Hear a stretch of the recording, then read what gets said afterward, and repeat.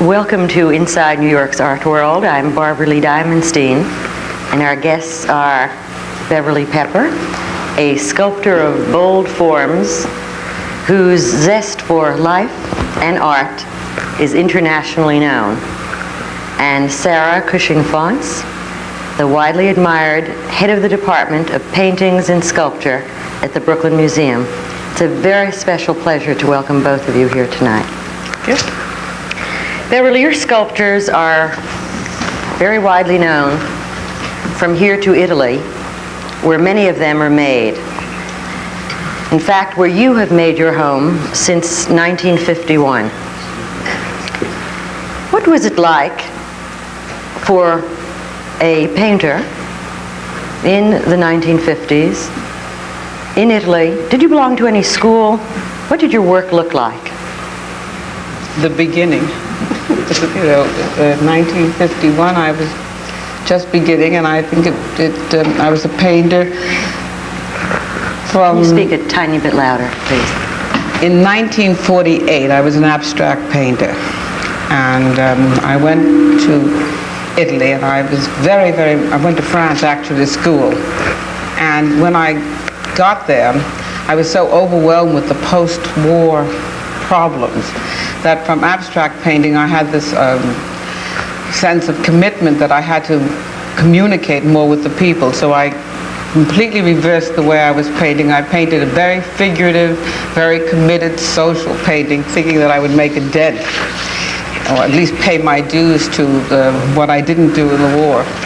And then after I moved to Italy, I realized that I was talking to very few people. It was much better to do posters than to do any kind of a social content painting. And slowly my painting became far more form and color. And always very dimensional. And I realized at that time that what I really wanted to do was to sculpt. But I couldn't travel. You can't sculpt and travel, I thought. As you know now, it's not true. But then I thought, well, I had to stay in one place, so I stayed and I painted until I took a trip. And that trip, I guess, that you refer to is a trip to Angkor Wat, where you went as a painter and returned as a sculptor. What happened that triggered that transformation? Well, it was the most extraordinary place I'd ever been. I was lucky. I got there before the terrible Vietnam War. When was that trip? 1960, the very beginning of 1960. And Angkor Wat was a place where people went in for one day and went out. It was one of those, you went from Thailand and you sort of got on an airplane, you stayed one day and you looked around. It was the quick tour and out. I fell in love with it and stayed 2 weeks. And what was extraordinary wasn't just the Khmer sculpture and the sense of colossal sculpture. I had already been very much seduced by Japan and Giotto, and already beginning to understand that I was basically a sculptor, not a painter. But in Angkor, the banyan trees had overgrown the various statuaries left behind, and Angkor had disappeared for years, and suddenly you had the sense of all of time had affected these pieces, and there was something much beyond just the object. And I thought, there's too much dimension that I'm missing in my painting, and I had to get involved with nature and have nature and time meet. It was the most extraordinary sense. I'm suddenly realizing I was changing right there. It was almost a spiritual experience. And I went from there to Kathmandu, where nobody had any pot at that time.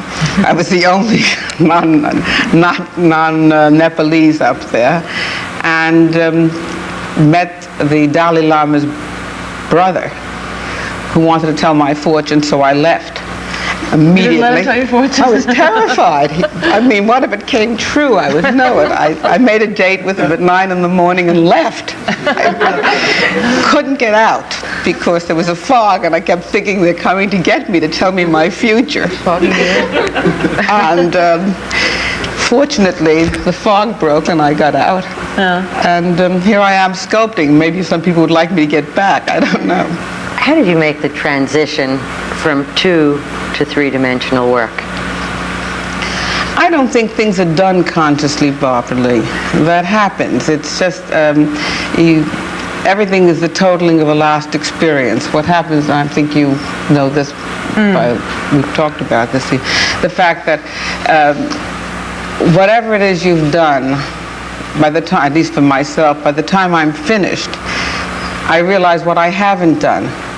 And that is a means of adding to the next work, and each piece of each experience becomes another piece of work. It isn't a conscious thing, it's an unconscious thing. The conscious thing is the censor.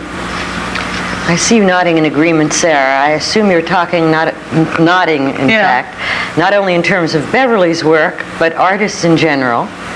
And rather than having any narrow partisan interests, I still would like to ask you about a show that you were responsible for that received a great deal of attention. And I'm referring to the recent women artists from 1550 to 1950. Perhaps you might explain what your gesture meant. Well, I was simply assenting to the what Beverly was saying about the fact that I don't think, in general, that artists work in such a deliberate way. I think it's or such a analyzing beforehand sort of way. It's more a matter of plunging in and then seeing what happens. I don't know quite how that relates to the exhibition at the museum, which I hope many of you had a chance to see. It's kind of you to give me credit for bringing it there, which I will accept. It actually was organized by 2 art historians, both women, and Sutherland Harris, who's now at the Metropolitan Museum, and Linda Nauckland, who teaches at Vassar. And it was quite an eye-opener for a great number of people, I think, particularly in this country where we don't see that many old master pictures and think of them as all done by old masters. And to see these Dutch and Italian and French paintings of the 17th and 18th century that were painted by women was, I think, very instructive to a lot of people. And what do you see as the short or long-term result of that exposure? Well, I think it's one of those, it's almost like an unconscious thing. It's just one more step that people don't consciously think, well, now I know there was such and such an artist in the 17th century who did very wonderful pictures and was a woman, but it's just an incremental thing, a part of the growing awareness which one hopes to become less and less self-conscious, or that the awareness will be less and less self-conscious and simply automatic. It's like the difference between manners or civility or courtesy that's absolutely spontaneous and you don't think about what the rules are, and then trying to apply it, say what should I do in this situation. It should be spontaneous awareness that men and women are, when it comes to works of art and intellect, are human beings together. Beverly, you've always had a very individualized approach to your work, to your life. How has this affected you? The whole awareness of the role of the woman artist. But I've never thought of myself as a woman artist. I think of myself as a woman. And I love being a woman, but I've never thought of myself as being a woman artist. I'm deeply committed to art and committed to helping women who have problems in terms of getting a chance to show and even any kind of learning experience. But I'm against any kind of segregation and do not want to function as a woman artist. There are other kinds of isolation, and sometimes it is geographical. I wonder if you could tell us what it's been like to live abroad for the last 27 years, a period that was marked certainly by the ascendancy of American art, when artist after artist has come here and told us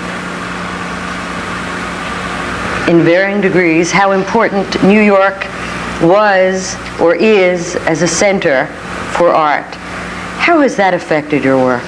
Well, it was a very serious problem for me because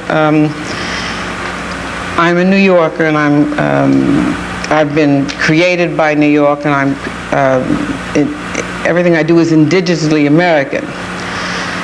And for a while, the period I mentioned when I was working in the isolation of painting and commitment, post-war commitment, the work I did was very Europeanized, but very self-consciously Europeanized.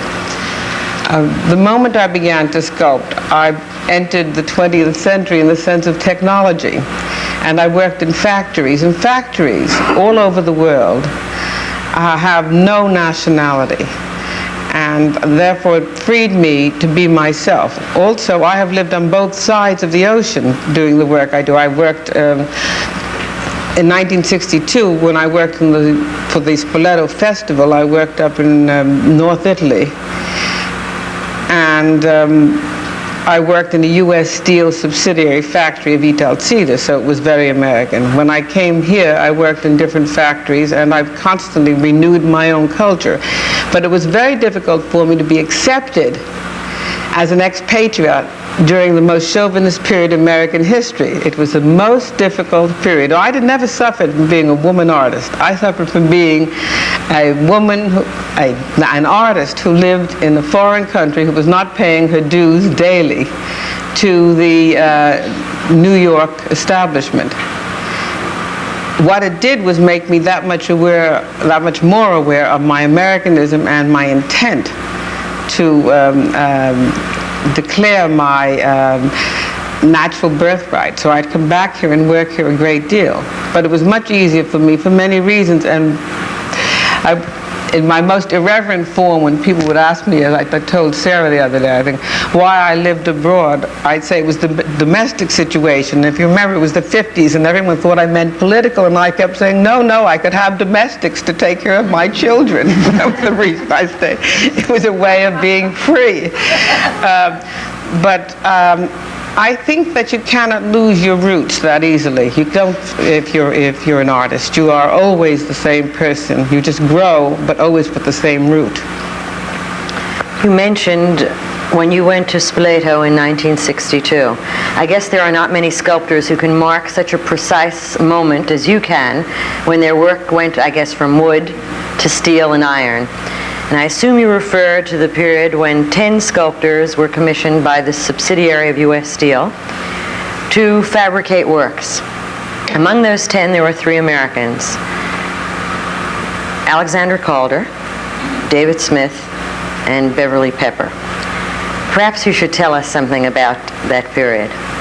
Well, it's very easy. I was so overwhelmed by belonging that it became an absolute landmark for me, milestone in my life.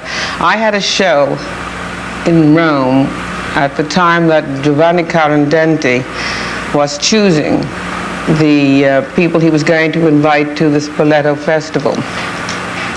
And my show was in November, and he came and he was very impressed with the work. But I must say it was wood and bronze. That is, not fused bronze, but bronze done in a rather direct way, inserted in the wood. And he asked me if I could weld.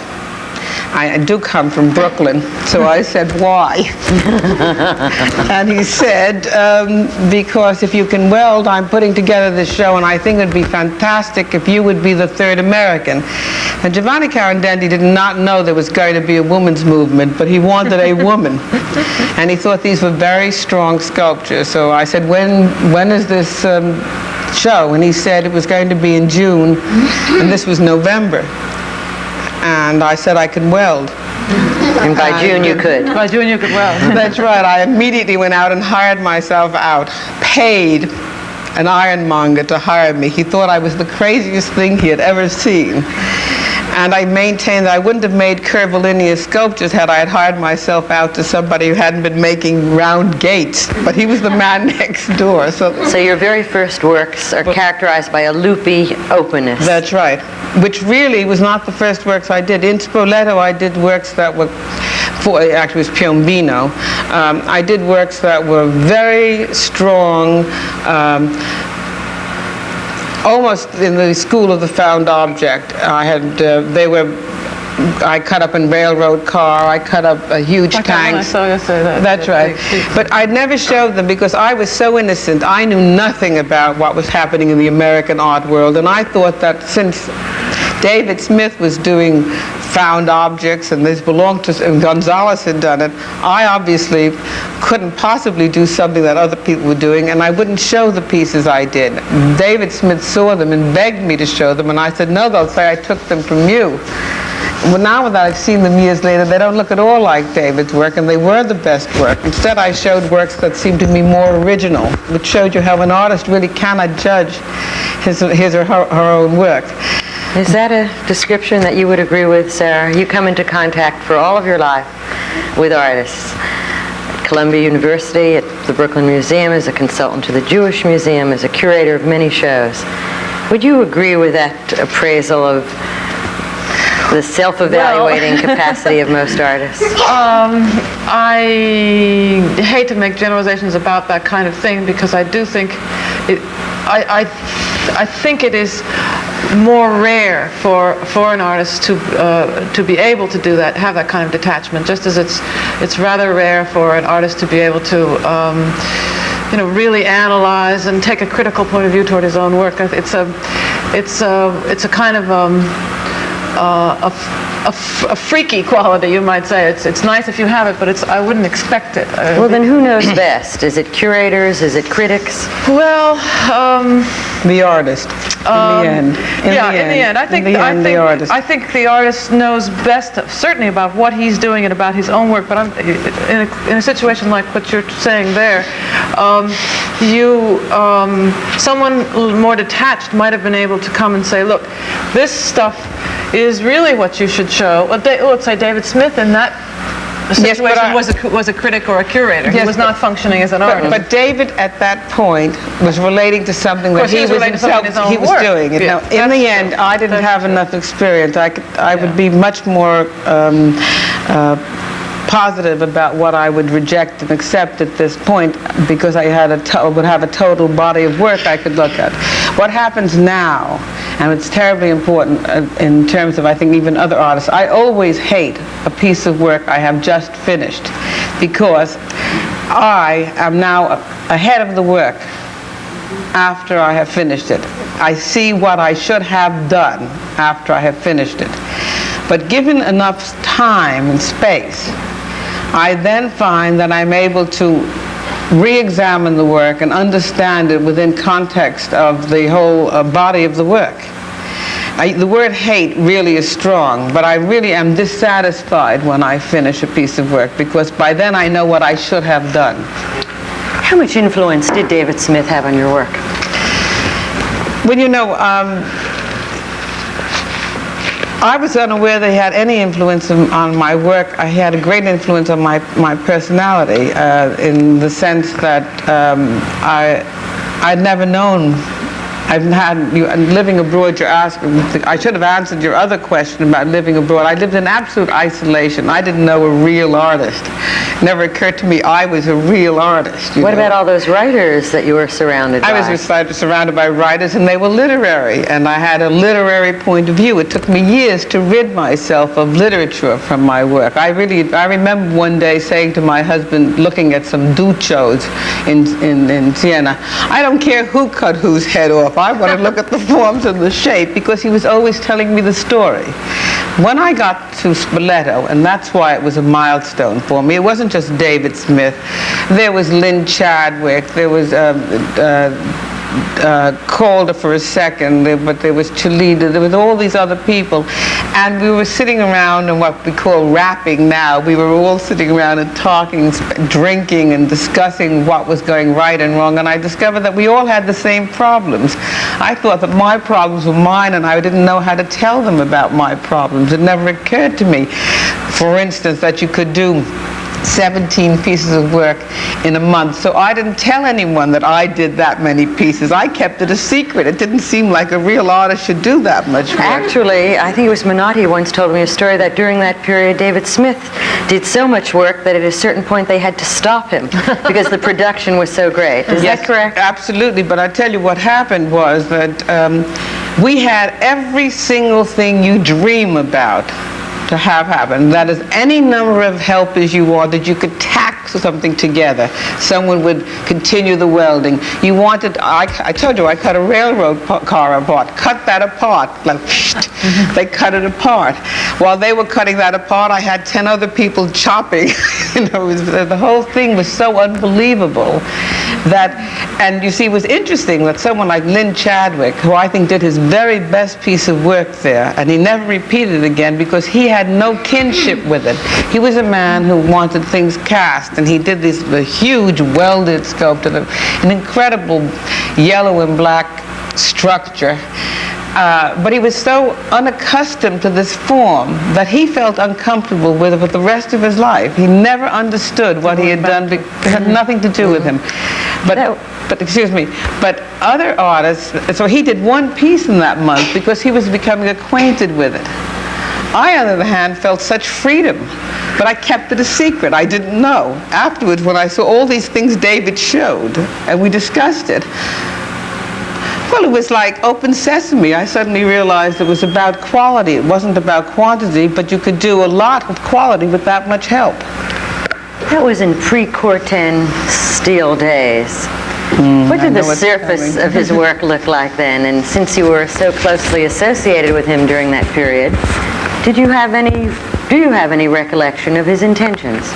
Well, first I would like to explain that he was in Genoa and I was in Piombino, and I was his translator by telephone. And so it was his work I saw afterwards when he brought the work down to Spoleto. So we're talking about 5-6 hours by car driving. But he particularly wanted the color of the burning, of the welding burns, the steel as he found it, to be retained. And he spent a great deal of time trying to find a way to protect the surface. And what I had done is find him a transparent varnish that was really a plastic called Isofan, and is a polyurethane, and he put on 12 to 15 coats of this to make sure that discoloration, the reds, the colors, everything else, were retained. Corten did not exist. Actually, I received Corten the following year because I worked in a U.S. steel mill, and Corten is really a brand name. It does not exist. It's got a number. It's a kind of non-corrosive steel, and the U.S. Steel was very intelligent at calling it Corten, and then you didn't have to remember M67254 when you were going to order it. And it was only the following year that Corten really became part of the artist's vocabulary, but he never used it, and he wasn't interested in rust at any point. Anyway, he was a painter first, and he loved painting his sculptures. Other people, young artists today and old artists too, they use sprays, the surfaces are big brushes. David used a small brush. You could see the little paint quality, the marks on them. They were painted like a painter. He loved it. He put on coat after coat after coat, and it was a painting for him as well as a sculpture. Sarah, how important do you think the work of a critic is to the work of an artist? You mean directly to the? In what sense? I mean, you mean the artist absorbing the message of the critic? How important are critics to the work of artists? I don't think they're very important to the work of artists. I don't think they should be too important to the work of artists. I think they're important for.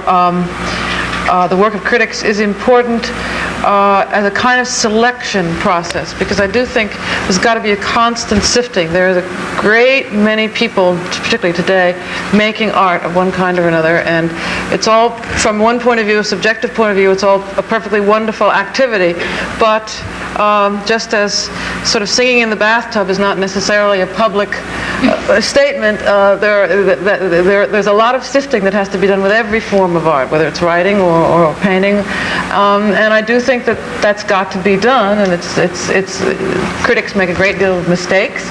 It's not a matter of being perfect all the time, but I don't think that. So I think they do that as a public function, but I don't think that it should be particularly relevant to what the artist is about himself. Do you think daily criticism? Do you think a critic can do justice to going to see a show? Oh, the daily criticism. Well, that's a. I think no, and the straight answer, no. But on the other hand, I expect it has to go on in some way, that kind of weeding out. Beverly, you're going to be part of that Sculpture International Forum in Toronto. And the panel that you are a part of is critics, friends, or foe. I consider this below the belt. No, we're giving you a dress rehearsal. No. Yeah, we're going to answer that question if you choose to.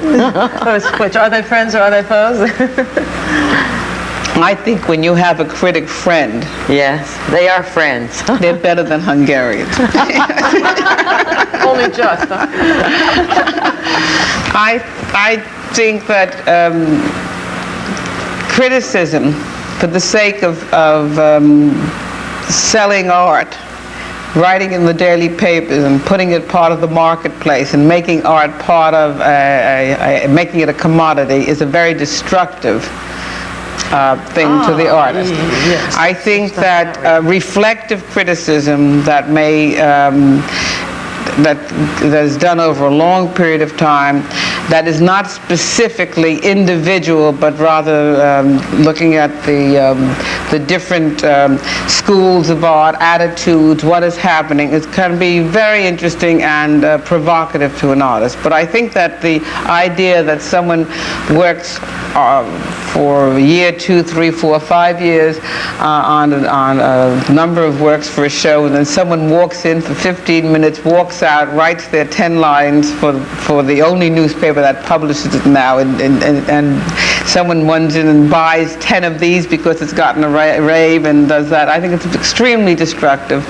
And I find that the whole concept of art being available to the mass daily is a very destructive thing. It's removed some of the mysticism that's got to do with art. Don't you think so, really? Yes, I think, yeah, that's quite true. The whole notion that people have now, the sort of well, the very connection of criticism with selling. I mean, it's. Even if it's not the case, people think of it as the case. People think of Do you think of this as an age of collectors rather than creators? Well, I think there are creators at work as a sort of cultural tendency. Yes, I think it's an age of collectors in the same sense that it's in an age of anthologizers and packagers. I mean, there's an awful lot of that tendency intellectually in our culture, I think. After you. I was going to shift from this for a moment to talk directly about your work. You may not be influenced by critics, but you are indeed influenced by architecture. And I'm thinking of the size and the texture and the risk that you take in your work. Is that a reasonable thing for me to assume? I think anybody who makes any piece of art or does anything that's got to do with their own personal statement, whether it's 3 inches high or 3 miles high, takes risks. I mean, if you're going to be an artist, you must take risks. If you don't take risks, you might as well not even try being an artist. I'm not interested. I'm not at all involved in architecture, Barbara Lee. I'm interested in scale, not size, which is quite another thing. So that. Is your work influenced by architecture? I'm especially thinking, I guess, of the land pieces in New Jersey Well, at Dartmouth. But I think that Where it's almost an amphitheater. Yes, Yes, from that point of view, I would say yes. But I'm involved with history. I mean, that's really more has to do with history than it has to do with architecture per se. You see. But what about that? I was thinking of the San Diego. Was it San Diego piece? Where I haven't seen it, but I've seen photographs. Where the commission was to place a large sculpture in a given spot in front of a new building, which then had another building coming out at another angle and a sort of bridgeway across and this gap between. And instead of, as you were telling me, instead of just coming in and designing a sculpture for a space, you designed the whole space, really, or you reset the space, but Sarah, and made a mall and put the sculpture somewhere else, which is an architectural thing to do in a way. It's true, but they gave me a space, and when they looked at the plans, it said there were going to be 5 60-foot trees around the sculpture. I was quite. No, all I'm saying is that your solution was a sort of it was a space planning solution. It was a space solution. A sculpture but don't you today do that is all not the time? But we take. But yeah, I do it all the time. Well, but it's not architecture. Sculpture today is not on a pedestal anymore. We do not have to use the pedestal. The ground you walk on becomes part of the sculpture. It becomes, and it's an environment, and I am particularly interested in the experiencing of a sculpture. The sculpture that Sarah's talking about was an area that simply was going to be an embellishment, the use of the government's 1% to make a sculpture on a pedestal someplace before a grid that looked like a bunker. This is a typical modern building. It was absolutely an antisocial area, and I really am against the idea of non-continuity, anti-people, and it was a courthouse anyway. And people who go to courthouses are very preoccupied with problems, and I wanted to create something that would give them an experience. And so I did open the space and have them close the street, and mind you, ask me if it's involved with politics. There's a lot of politics to get them to close the street. But it was using the space as sculptural space and not architectural space. The architect was benefited by my making the sculptural space more cohesive with his architecture. I don't know whether you think that's so. Oh, yes, I do indeed. You've said often that your work relates to man and nature and the environment, and you want this whole sense of participation, both of the creator and the spectator. What do you mean when you say that? Well, there's that sort of overused word of alienation, but it's just every time I come I live in the country. I live very far from where things happen every day, and I read the papers a week or 2 weeks late. You're not referring to Rome now, but no, to Todi. I live in Todi, and I find it very pleasant to live there because when I read the newspapers, I know it's past what I'm reading, so my anxieties are already calm. No problem. Today I heard the news before it was told because I spoke to Italy and I learned that Moro was shot. I knew it right then and there, and I was filled with anxieties what was happening in Italy. But had I lived in the country, I would have had it 10 days later and I would have known what was all right. Well, my idea is that we're living in a very difficult time, and what I'm trying to do is to make works of art that will have some kind of sense of the Corinthia, the idea that the Corinthia where in the bull ring the bull goes where he feels safe as the matador comes after him and he stands there. I think we all need Corinthias in our lives, and I think I try, and I don't know how successful I am, but I try, at least in many of the works I do, to give people a sense of their own space. They can go into it and use that space, and also try to bring nature into it so that somewhere along the changing seasons become part of the work I'm doing, whether it's reflective in the sense that you see the sky and the reflections, or whether you actually physically I'm using the land, the sand, the water, whatever it is I'm doing. And that's what I mean by trying When you talk about reflections, you mean those polished surfaces of yours? Yes, like this here. This is an earlier piece. Yes, when you talk about nature, but that's also very much illusionary. So sometimes you find the sky finishes the sculpture.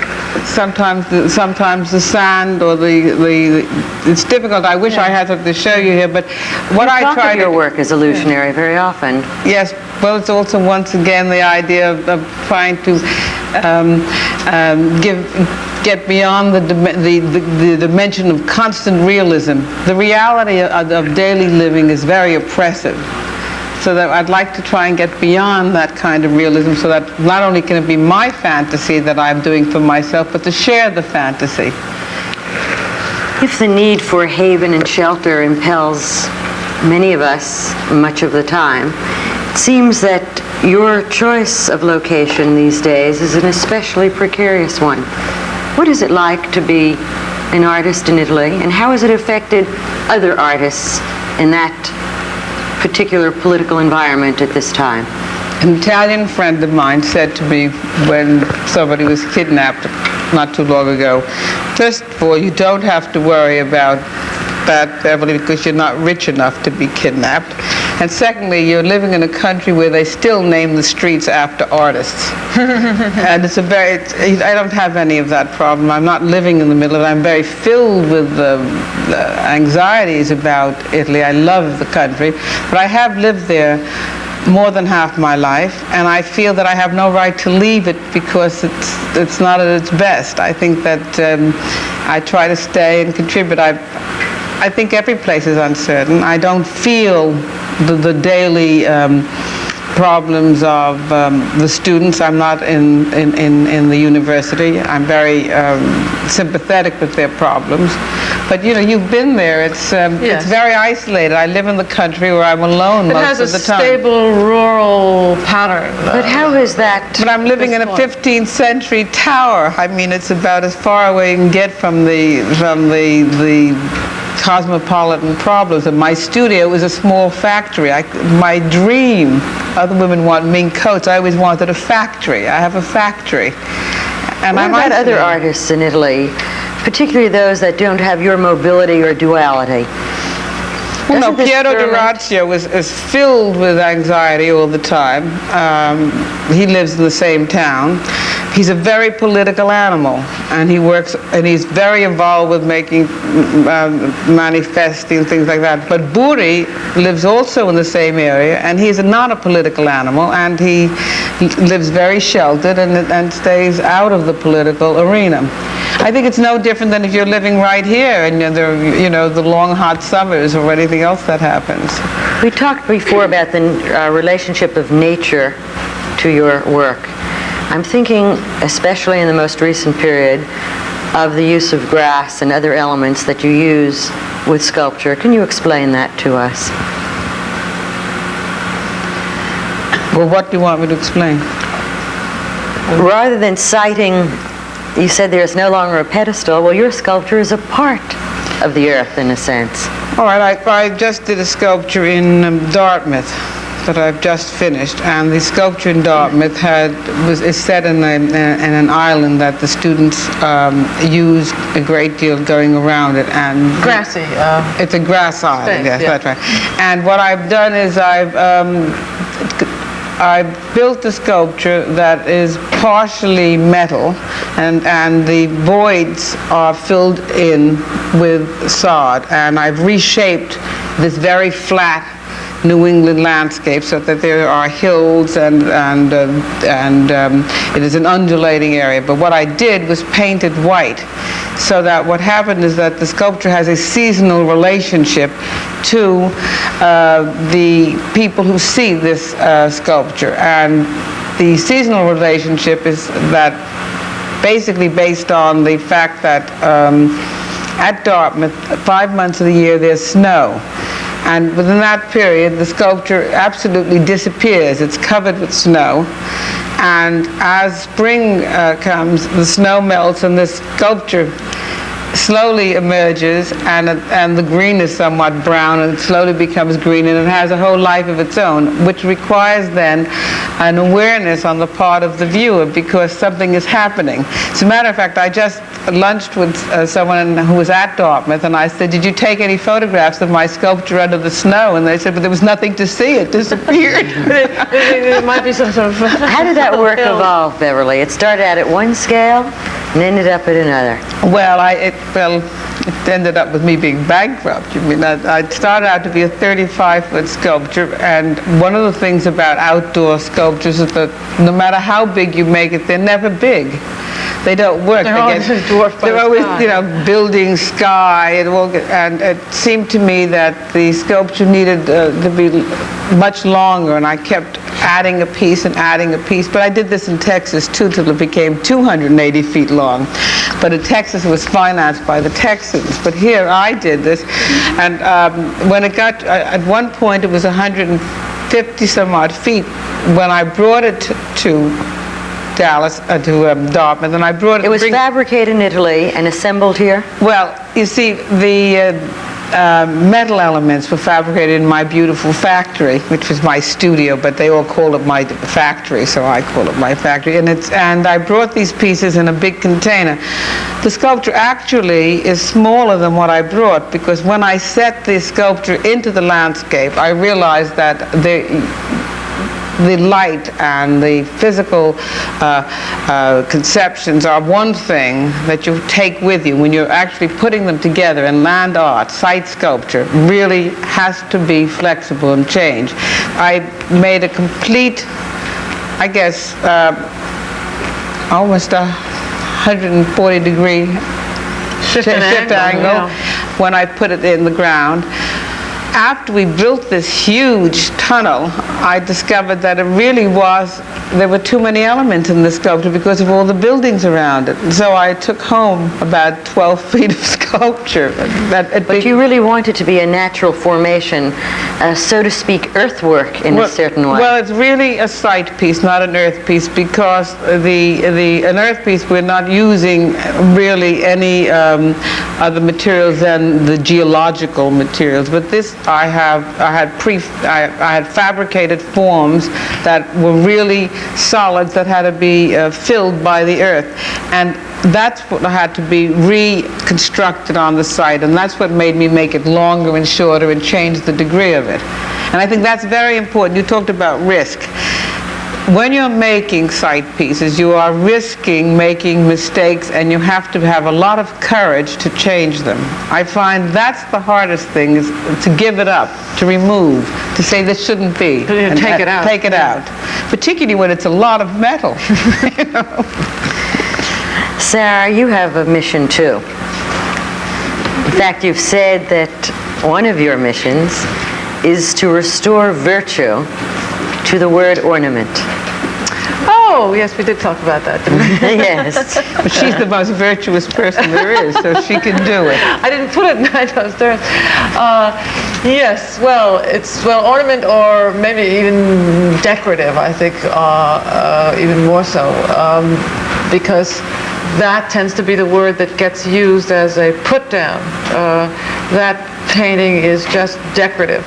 It's often said about something that someone doesn't like, and it's often very hard to describe, or it's not exactly analyzed as to what that word decorative in the bad sense means. And I just have a sort of general interest in reclaiming decorative as a good word, because of all the great works of art from Matisse on back to Giotto, you might say, going in reverse, which were great works of art that in one sense are performing the function of decorating the wall and providing an experience that when you walk into a room, before you stop to analyze anything, makes you feel good. It's a sort of sudden injection of pleasure, which I think true decoration does for you, and then you can go on from there to see, where it goes from there. May I ask a question? But what do you think, Sarah, in a time when we're living in a product society, and the products are all so beautifully designed, and design becomes part of inherent people's taste. And therefore, frequently, the concept of decoration, as far as Giotto goes, it had to do with not only just filling the space, but it wasn't just pleasing the eye. It was also far more than that. They were very spiritual. Today, the decoration is part of the consumer society. Yes, that's true. That's true. Maybe the thing to do is to draw a distinction between decorative and ornamental, and cast ornamental into that range of things that are pleasurable in a more trivial way. How do you think of ornamental as embellishment? Or in fact, even in an earlier reference, in larger works, when they are part of a natural formation? Well, the word ornamental has a particular negative thing. Is that Milano influence? Well, no, it's got to do with the fact that architects are forever asking for embellishment for their building. Yeah. They ask the sculptor or the painter to fill up the gaps that they have managed not to succeed in making. Is there an architect in the audience? We've had several guests and several here too, but they generally tell us it's ivy rather than sculpture. How does one get a commission, Beverly? No matter where I am, no matter what part of the earth, if it is Brussels or Italy, if it is Israel or Dallas, there is a Beverly Pepper. How do you manage to get so many commissions? I get them in the mail. And since I never open my mail until weeks later, sometimes I almost miss them. I really don't know. The commissions that I've been getting are from the NEA, the GSA, and they have files of lovely slides. I do send my slides. Where's Amy? She sends my slides, and they have the slides. And then there are various committees, and I'm just one of the lucky ones, as that lady said. What are you working on now? Well, I'm going to Niagara Falls tomorrow to change the direction. Well, we know about your force and that triumph of the will. However, what do you have in mind? Well, only the shadow knows. A secret. Can you give us a tiny... Actually, I must say, I think that the Niagara Falls, the most beautiful thing I'd ever seen was when they turned them off. Did you see the falls when there was nothing? I've never seen Niagara Falls. Isn't it awful? I've never seen them on, but I saw them off, and it was unbelievable that you could stop the falls. I'm involved in a project to sort of work out a sight piece that will take the Japanese from going on the Canadian side and bring them over to the New York side.